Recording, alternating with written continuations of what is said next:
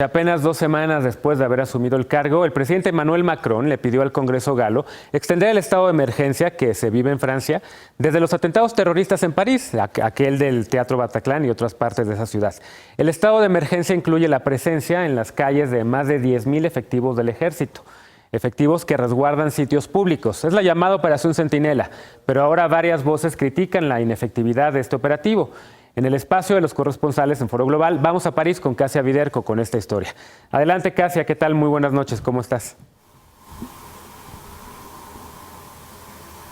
Hola, Genaro, muchísimas gracias. Te comento que tras el atentado islamista contra la revista satírica Charlie Hebdo, perpetrado el 7 de enero de 2015, el gobierno francés ordenó la movilización de las Fuerzas Armadas en todo el territorio nacional para frenar la amenaza terrorista, lo que se denominó Operación Centinela.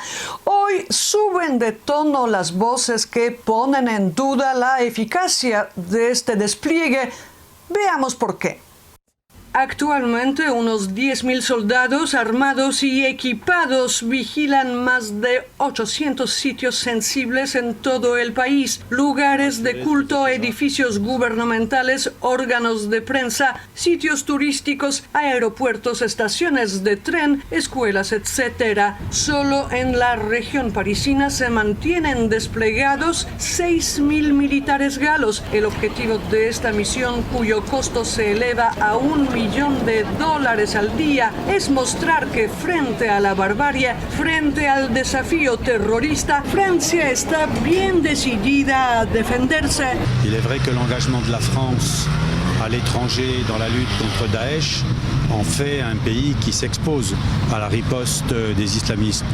Nous sommes à proximité du Moyen-Orient, pas loin de la Libye, pas loin des côtes méditerranéennes. C'est la raison pour laquelle il est plus facile pour ces gens-là de frapper la France que de frapper d'autres pays comme les États-Unis. Estas escenas de soldados patrullando a pie o en vehículos blindados las calles de la ciudad Luz ya no sorprenden a nadie. Forman parte de la cotidianidad de los parisinos desde hace 2 años y 8 meses. Voir des soldats, de voir les militaires, etc.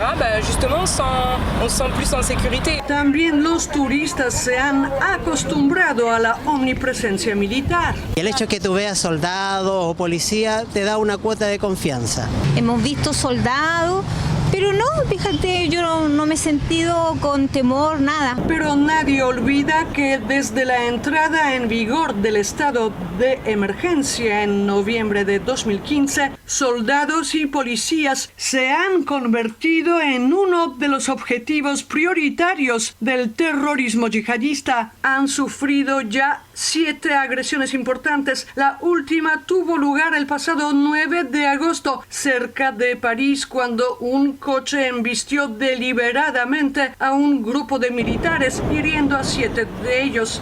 Si no pueden protegerse a ellos mismos, ¿serán capaces de proteger a los demás? Se preguntan hoy muchos expertos. El operativo Centinela desata otras inquietudes. Le danger principal est peut-être le rétrécissement de l'horizon stratégique de l'armée de terre au seul territoire national, ce qui la mettrait dans une position difficile pour justifier des équipements, mais également des missions de haute intensité sur les théâtres extérieurs. En la opinión del exdirector de la Escuela de Guerra Vincent Desportes, el despliegue militar no añade nada a la seguridad de los franceses. El oficial retirado Michel Goya advierte por su parte que la presencia de soldados no ha logrado impedir ningún atentado, cualquiera que fuera su origen.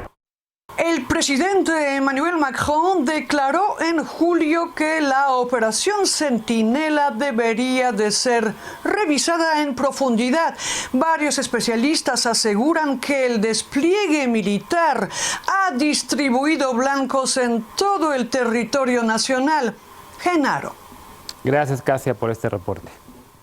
Y de hecho, quien está volteando a ver esta experiencia en Francia son los españoles, porque después de los atentados en Barcelona, también en España se hizo una operación Centinela y hay también efectivos militares en distintas partes de Cataluña y también en Galicia.